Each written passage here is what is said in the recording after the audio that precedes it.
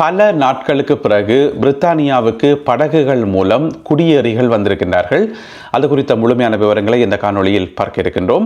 அதேவேளையில் சுவிட்சர்லாந்தில் இனிமேல் அகதி தஞ்சம் கேட்பது ஒரு கேள்விக்குறியாக மாறியிருக்கிறது. சுவிட்சர்லாந்தில் போய் குடியேறுவதே ஒரு கேள்விக்குறியாக இருக்கிறது. என்ன நடந்திருக்கிறது என்பது சம்பந்தமாகவும் இந்த காணொளியில் விரிவாக பார்க்க இருக்கின்றோம். தமிழடியான் வேர்ல்டு யூடியூப் சேனலுக்கு உங்கள் அனைவரையும் வருகவென அன்புடன் வரவேற்கின்றேன். இதுபோல நம்மை சுற்றி இந்த உலகத்தில் நடக்கின்ற முக்கியமான விடயங்களின் தொகுப்புகளை ஒவ்வொரு நாளும் தெரிந்து கொள்ள இந்த சேனலை சப்ஸ்கிரைப் பண்ணுங்கள். கிட்டத்தட்ட ஒரு மாசத்துக்கு பிறகு படகுகள் மூலம் பிரித்தானியாவுக்கு குடியேறிகள் வந்திருக்கின்றார்கள். பிரான்ஸ்ல இருந்து இன்றைக்கு சனிக்கிழமை. அப்போ கடந்த ஒரு மாசமா என்ன நடந்தது? அவையில் ஒருத்தரும் விரையிலையாண்டு கேட்டிங்கன்னு சொன்னால் யாருமே விரையில. அதாவது கடைசியாக நவம்பர் மாதம் 14ஆம் தேதி ஒரு படகுல ஆக்கள் வந்தது. நவம்பர் மாதம் 14ஆம் தேதிக்கு பிறகு யாருமே விரையில. இன்றைக்கு டிசம்பர் மாதம் 13ஆம் தேதி. அப்போ கிட்டத்தட்ட ஒரு மாதம் தானே. அப்போ ஒரு மாசமாக எந்த ஒரு படகும் விரையில, யாருமே வாரத்துக்கு முயற்சி செய்யலைன்றது ஒரு அதிசயமாக பார்க்கப்படுது, ஆச்சரியமாக பார்க்கப்படுது. இன்றைக்கு பிரித்தானியாவில் இருக்கக்கூடிய எல்லா ஊடகங்களையும் இந்த செய்தி ஒரு பெரிய முக்கியத்துவமாக பேசப்படுது. ஒரு மாசமா யாருமே விரையில என்று சொல்லி. ஏனென்று சொன்னா இதுக்கு முதல் இந்த மாதிரி ஒரு மாசமா வராமல் இருந்ததே இல்லையாம். அதாவது கடந்த 7 வருஷ வரலாற்றை எடுத்து பார்த்தா கடந்த 7 வருடங்கள்ல இந்த மாதிரி ஒரு மாச கேப் வந்ததே கிடையாது. தொடர்ச்சியாக ஒவ்வொரு நாளும் அல்லது ஒன்றை விட்டு ஒரு நாள் 2 நாளைக்கு ஒருக்கா தொடர்ச்சியாக படகுகள் வந்துட்டே இருக்கும் பிரான்ஸ்ல இருந்து இங்க பிரித்தானியாவுக்கு. ஆனா இந்த முறை மட்டும்தான் ஒரு மாசத்துக்கு மேல படகுகள் விரையில் என்று சொல்லி. அப்படி வராம விட்டதுக்கு என்ன காரணம் என்று சொல்லி ஒரு ஆராய்ச்சி தனியா போய்கொண்டிருக்குது. அதுக்கிடையில இன்றைக்கு என்ன நடந்துன்றதை பார்த்துட்டு அதை சொல்றேன்.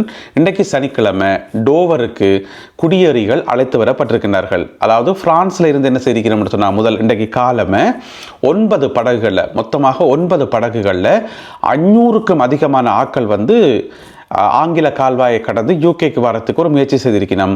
ஆனால் பிரச்சனை என்னென்று சொன்னால் பிரித்தானியாவினுடைய எல்லைப்படை இருக்குத்தானே, போர்டர் ஃபோர்ஸ் என்று சொல்லுவோம். அவை என்ன செய்திக்கணும்னு சொன்னால் தங்கட படகுல போயிட்டு ஆக்களை கூட்டி கொண்டு வந்திருக்கணும். இடையில எங்கேயோ மறைச்சி ஏற்றி கொண்டிருக்கணும் போர்டக்கு. அவைன்ற படகு இப்போ டோவர் போர்ட்டுக்கு வந்திருக்குது, டோவர் துறைமுகத்துக்கு கொண்டு வரப்பட்டிருக்கிறது. ஆனால் எத்தனை பேரை கூட்டி கொண்டு வந்தவை என்று சொல்லி தெரியல. ஆனால் பிரான்ஸ்ல இருந்து வெளிக்கிட்ட 9 படகுகளும் சேரையில் என்று சொல்லி சொல்லப்படுகிறது. அவ்வளோ படகுகளும் வரையில, சில படகுகளை திருப்பி அனுப்பியாச்சு என்று சொல்லி சரியான எண்ணிக்கை இன்னும் தெரிய வரையில. இந்த காணொலியை ஒளிப்பதிவு செய்ய முதல் கூட செக் பண்ணி பார்த்தேன். ஹோம் ஆஃபீஸ் இன்றைக்கு தகவல் ஒன்றும் சொல்லல. இன்றைக்கு சனிக்கிழமை தானே, சில பிறகுதான் சொல்லி நம்ம தெரியல. எனவே எத்தனை பேர் வந்தேன்னு தெரியாது, ஆனால் வந்திருக்கணும். இந்த படங்களில் பார்த்தீங்கன்னு சொன்னால் இந்த போர்டர் ஃபோர்ஸ் அவைன்ற படகு இருக்குத்தானே, அவைன்ற படகுன்ற பேர் ஹரிக்கேன். அந்த படகுல போயிட்டு ஆக்களை ஏற்றி கொண்டு டோவருக்கு கொண்டிருக்கணும். தங்களுடைய கட்டுப்பாட்டுக்குள்ள ஆக்களை எடுத்திருக்கணும். எண்ணிக்கை சரியா தெரியல. இதுக்கிடையில கடந்த ஒரு மாசமாக எதற்காக படகுகள் விரையல என்று சொல்லி பலவிதமான ஆராய்ச்சிகள் நடந்து இருக்குது. 2 விதமான காரணங்கள் சொல்லப்படுது. ஒன்று இந்த பொதுவாகவே பார்த்தீங்கன்னு சொன்னால் நவம்பர் டிசம்பர் இந்த கால பகுதியில் ஆக்கள் வாரது குறைவாக தான் இருக்குமே என்று சொன்னால் ஒன்று கடும் குளிர், ரெண்டாவது அலைகள் சரியான மோசமாக இருக்குமாம் இந்த கால பகுதிகளில். அப்போ நம்பி படகு பயணம் செய்ய முடியாது. இனி வார படகுகளும் பெரிய பாதுகாப்பான படகுகள் இல்லை தானே, சும்மா அந்த ரப்பர் படகுகள் அப்படி இப்படி தானே. எனவே அந்த மாதிரி படகுகளை நம்பி பயணம் செய்யவும் மேலாது. அதனால் பொதுவாகவே நவம்பர் டிசம்பர் மாதங்களில் குறைவென்று சொல்லப்படுது. இது முதலாவது காரணம். ரெண்டாவது, பிரித்தானிய அரசாங்கம் கடுமையான நடவடிக்கைகள் எடுத்துக்கொண்டு தானே, அதுதான் காரணமா என்று சொல்லி, இந்த காரணமா அல்லது அந்த காரணமா என்று சொல்லி அதே ஒரு கேள்விக்குறியாக இருக்குது. இப்படியாக பலவிதமான ஆராய்ச்சிகள் பிரித்தானியாவில் இருக்கக்கூடிய ஊடகங்கள்ல ஒரு பக்கம் போய்கொண்டிருக்குது.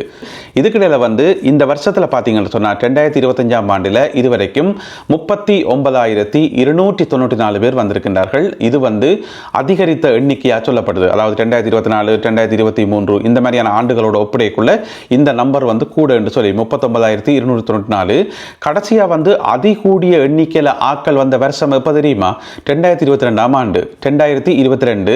அப்ப பாத்தீங்கன்னு சொன்னா 45,774 பேர் வந்திருக்கணும் அந்த ஒரு வருஷத்துல மட்டும். அதுக்கு பிறகு இந்த வருஷம் தான் அதிகமான ஆட்கள் வந்திருப்பதாக சொல்லப்படுகிறது. அதே நேரம் வர்ற எல்லாருமே யூகேல தங்குறண்டு இல்லை, பிடிச்சு நிறைய பேரை அனுப்பப்பட்டு கொண்டிருக்குது. அது ஒரு பக்கம் போய் கொண்டு இருக்குது. எனவே இப்ப 39,294 பேர் இந்த வருஷம் வந்திருக்கணும் என்று சொன்னா அவ்வளவு பேரும் இங்க யூகேல இல்ல, நிறைய பேர் பிடிச்சு அனுப்பியாச்சு. அதுல இன்னும் ஒரு திட்டம் இருக்கு தானே, 1 in 1 out என்று சொல்லி ஒரு திட்டம். அந்த திட்டத்தின் அடிப்படையில் இதுவரைக்கும் பார்த்தீங்கன்னு சொன்னா 153 பேர், அந்த திட்டத்துக்கு மட்டும் 153 பேர் திருப்பி அனுப்பப்பட்டிருப்பதாக சொல்லப்படுகிறது. எனவே இன்று வந்து சேர்ந்தவர்களுடைய சரியான எண்ணிக்கை தெரிய வரவில்லை. இருந்த போதிலும் கூட 100க்கும் அதிகமானவர்கள் வந்திருப்பதாக சொல்லப்படுகிறது. 100க்கும் அதிகமானவர்கள். மேலதிக தகவல்களுக்காக காத்திருப்போம். சுவிட்சர்லாந்தில் ஒரு பிரச்சனை. என்ன பிரச்சனைன்னு சொன்னால், இனிமேல் சுவிஸில் போயிட்டு அகதி தஞ்சம் கேட்கலாமா அல்லது சுவிஸில் போயிட்டு நீங்கள் குடியேற முடியுமா என்றது ஒரு கேள்விக்குறியாக இருக்கிறது. இப்போ உடனடியாக இல்லை, இப்போ எந்த பிரச்சனையுமே இல்லை, இப்போ ஓகே தான். ஆனால் இனி வரும் காலங்களில் அடுத்து வரக்கூடிய 4-5 வருஷங்களில் சில பல பிரச்சனைகள் வரலாம் என்று சொல்லப்படுது. என்னென்று சொல்லி விளங்கப்படுத்துகிறேன். அதாவது சுவிட்சர்லாந்தினுடைய தற்போதைய சனத்தொகை எவ்வளோன்னு பார்த்தீங்கன்னு சொன்னால் 9 மில்லியன் பேர் சுவிஸினுடைய சனத்தொகை. அதாவது 90 லட்சம் பேர். அது வேகமாக அதிகரித்து கொண்டு வருதாம். எனவே அடுத்து வரும் சில வருஷங்களில் மிக முக்கியமாக 2030ஆம் ஆண்டில் அது 10 மில்லியன் ஆயிரும். 10 மில்லியன் எவ்வளவு? 1 கோடி ஆக போகுது என்று சொல்லி கருத்து கணிப்புகளில் சொல்லப்பட்டிருக்கிறது. முற்கூடிய கணிச்சு வைப்பினம் தானே. ஆனால் பிரச்சனை என்னென்று சொன்னால், சுவிஸில் இருக்கிற மக்களுக்கு அது விருப்பம் இல்லையாம். தங்களோட நாட்டு சனத்தொகை கூடுறது விருப்பமே இல்லையாம். சும்மா ஏன் தேவையில்லாமல் சனத்தொகையை கூட்டுவான்? இருக்கிற எங்களுக்கே ஒழுங்கான வேலை வாய்ப்பு இல்லை, வீட்டு வாடகை வர அதிகரித்து கொண்டு போகுது, பொருட்களோட விலைகள் அதிகரித்து கொண்டு போகுது, நாங்களே எவ்வளவு பிரச்சனைகள் இருக்கிறோம், அதுக்கு சனத்தொகையை கூட்டி விட்டால் இன்னும் பிரச்சனை தானே என்று சொல்லி சுவிஸில் இருக்கிற மக்களில் 48% மக்கள் நினைக்கினமாம் என்று சொல்லி ஒரு கருத்து கணிப்பில் சொல்லப்பட்டிருக்கிறது. எனவே சுவிஸ் மக்களுக்கு சனத்தொகை அதிகரிக்கிறது விருப்பம் இல்லை. இந்த 1 கோடியை எட்டுறது 10 மில்லியனை நெருங்கிறது விருப்பமே இல்லை. அதனால சுவிஸில் இருக்கக்கூடிய ஒரு அரசியல் கட்சி, அது சுவிஸில் இருக்கக்கூடிய அரசியல் கட்சிகளுக்குள்ளேயே மிகவும் பிரபலமான அரசியல் கட்சியாம் SVP என்று சொல்றது. அதாவது சுவிஸ் மக்கள் கட்சி, சுவிஸ் பீப்புள்ஸ் பார்ட்டி என்று சொல்றது. அது ஜேர்மன் மொழியில் இப்படித்தான் இருக்கும். கீழே போட்டு வரணும், எனக்கு அது வாசிக்க தெரியாது. அதனுடைய சுருக்கம் தான் SVP என்ற கட்சியாம். சுவிஸில் இருக்கக்கூடிய கட்சிகளில் மிகவும் பிரபலமான மக்கள் செல்வாக்குள்ள கட்சியாம். எனக்கு அது தெரியல. சுவிஸில் இருந்து இந்த காணொலியை பார்க்குறாக்கள் நீங்கள் கீழே உறுதிப்படுத்துங்க. சுவிஸில் மிகவும் பிரபலமான கட்சி SVP கட்சியா இல்லையான்னு சொல்லி. அந்த கட்சி சொன்னால் சுவிஸ் மக்கள் கேட்பினமாம் என்று சொல்லப்படுது. எனவே அவை என்ன செய்ய போயிடும், அந்த அரசியல் கட்சி ஒரு வாக்கெடுப்பு மாதிரி ஒன்று நடத்த போயினமாம். உத்தியோகபூர்வமாக ஒரு வாக்கெடுப்பு மாதிரி நடத்த போயினமாம்.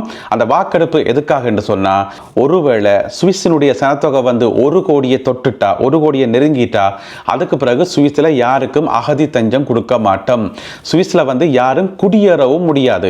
அதாவது இப்போ ஏனைய நாடுகளில் இருந்து போயிட்டு அங்கே அகதி தஞ்சம் கேட்கறது அதை மட்டும் ஸ்டாப் பண்ணல. இப்போ ஏனைய ஐரோப்பிய நாடுகள் இருக்கு தானே, ஐரோப்பிய நாடுகளில் இருந்து இப்போ ஐரோப்பிய நாடுகளுடைய குடியுரிமை உங்களுக்கு இருந்தால் நீங்கள் போய் சுவிஸில் போய் வசிக்கலாம், அங்கே வேலை செய்யலாம், அங்கே வாழலாம். அப்போ அது எல்லாத்தையும் ஸ்டாப் பண்ணுறதுக்காக இந்த ஒரு வாக்கெடுப்பு ஒன்றை நடத்துறதுக்கு இந்த அரசியல் கட்சி பிளான் பண்ணி வச்சிருக்காம். எனவே இந்த அரசியல் கட்சியால் SVP கட்சியால் இந்த வாக்கெடுப்பு நடத்தப்பட்டு அது நிறைவேற்றப்பட்டால் அதுக்கு பிறகு 2030ஆம் ஆண்டு அளவில் கிட்டத்தட்ட, அதாவது சுவிஸினுடைய சனத்தொகை 1 கோடியை தொட்டா பிறகு அதுக்கு பிறகு யாரும் அகதி தஞ்சம் கேட்க முடியாது. அதுக்கு பிறகு யாரும் சுவிஸில் போயிட்டு குடியேற முடியான்னு சொல்லி ஒரு தீர்மானம் முன்னெடுக்க போகின்றார்களாம். இதுக்கு அடிப்படை காரணம் சுவிஸ் மக்களுக்கு விருப்பம் இல்லை. நாங்கள் எங்களோட நாட்டை சுத்தமாக வச்சுக்கிறோம், நல்லா கிளீனாக வச்சுக்கிறோம். அப்படி இருக்கும்போது வெளியிலேருந்து யாரும் குப்பை போட தேவையில்லை, நீங்கள் வரவே தேவையில்லை என்று சொல்லி இந்த ஒரு வாக்கெடுப்பு ஒன்றை நடத்த போகின்றார்களாம். இந்த வாக்கெடுப்பு பெரும்பாலும் நிறைவேறும் என்று சொல்லப்படுகிறது. அப்படி நிறைவேறினா தான் பிரச்சனை வர இருக்குது. அதே நேரம் இன்னும் ஒரு முக்கியமான விஷயம், ஐரோப்பிய ஒன்றியம் இருக்குதானே, உங்களுக்கு தெரியும் சுவிஸ் ஐரோப்பிய ஒன்றியத்தில் இல்லை, நேரடியாக ஐரோப்பிய ஒன்றிய உறுப்பினர் கிடையாது.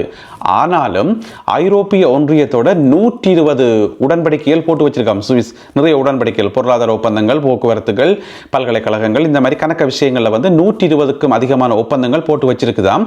அந்த ஒப்பந்தங்களை மிக விரைவில் ஐரோப்பிய ஒன்றியம் புதுப்பிக்க போதாம், புது ஒப்பந்தங்களை போட போதாம். அது கூட சுவிஸ் மக்களுக்கு விருப்பம் இல்லையாம். ஐரோப்பிய ஒன்றியத்தோட புது ஒப்பந்தங்கள் போடுறது ஏன்னு சொன்னால், இப்போ புதுசாக விலை இருக்கிற ஒப்பந்தம் ஐரோப்பிய ஒன்றியத்தினுடைய அடிமையாக எங்களை மாற்றும். சுவிஸ் ஐரோப்பிய ஒன்றியத்துக்கு அடிமையாக போயிடும். எனவே இந்த ஒப்பந்தமே வேண்டாம் என்று சொல்லி அதையும் மக்கள் எதிர்க்கிறார்கள் என்று சொல்லப்படுகிறது.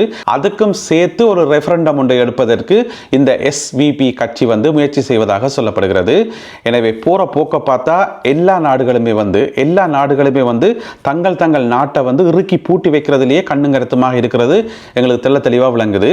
எனவே இந்த 2 செய்திகள் சம்பந்தமாக நீங்கள் என்ன நினைக்கிறீர்கள்? உங்களுடைய கருத்துக்கள் என்ன என்பதை மறக்காமல் கீழே எழுதுங்கள். மீண்டும் சந்திப்போம் உறவுகளே. நன்றி, வணக்கம்.